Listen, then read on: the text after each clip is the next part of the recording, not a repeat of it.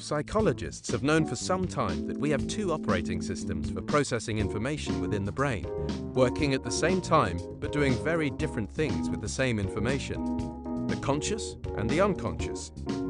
The conscious is part of our new brain, developed fairly recently. This is where most of the clever thinking goes on: problem solving, decision making. It is slow in operation, taking several seconds to process even basic information and to make decisions. It is very limited in processing power, just 8 bits of information at any one time, and it is driven by taught rules about how to do things and how to think. It relies on logically processing data. We believe that it is in control because in our lives we see all of the achievements of the conscious: technology, civil society, agriculture. The list goes on. The unconscious, on the other hand, is rarely seen working. It runs constantly and effortlessly in the background, handling all of our routine information processing, a sort of autopilot.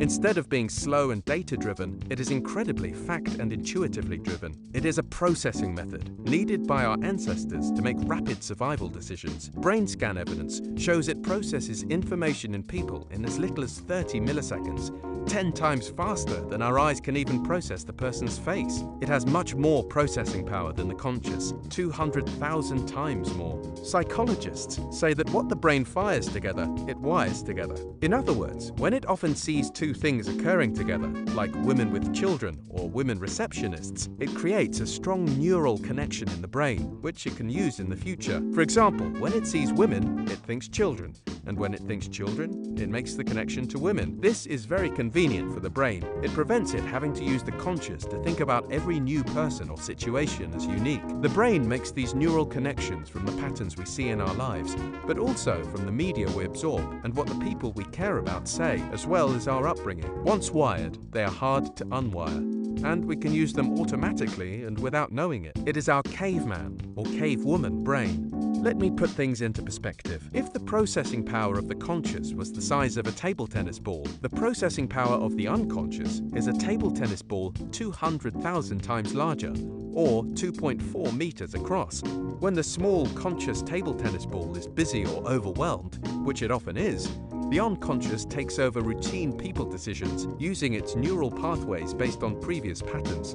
The next bit is important.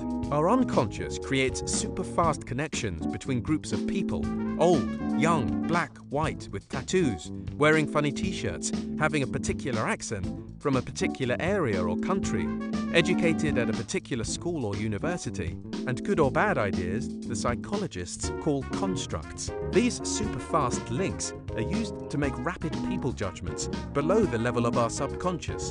The conscious thinks it is in control, but the unconscious calls the shots and leaves the conscious to believe it is in control by rationalizing decisions the unconscious has already made. These super fast people decisions are useful in making our lives run smoothly. Most of the time they are good enough, and our ancestors avoided the saber-toothed tiger or lion. But these days our people decisions result in real impacts on the lives of real people. Who gets the job? Who gets the most rewarding work? Who gets the best pay or bonus? And who gets promoted or fired? We tend to wire more positive connections for people who are like us, who look like us, sound like us, share our background, culture, and interests. That leaves people who are less like us not being treated as positively. Don't get me wrong, often these more positive wirings for people who are like us does not lead to obvious negative behavior towards people not like us. But they experience what the psychologists call micro-behaviors, small bits of behavior which, over time,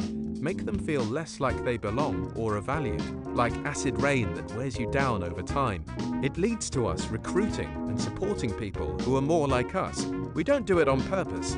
We don't have a tick list reminding us to give slightly better treatment to people like us, but our unconscious leads us to do that unless we are careful.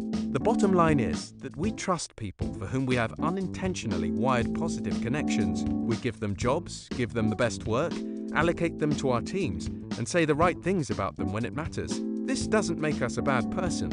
It makes us human, but when we make important decisions about people, we need to take extra care.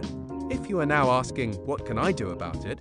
you should watch our animated session where we offer some ideas, sometimes slightly weird ideas, on mitigating unconscious bias. Or watch our whiteboard animation on recruiting and how unconscious bias drives our decisions about who we employ. You can contact Dr. Pete by email, phone, and by Twitter.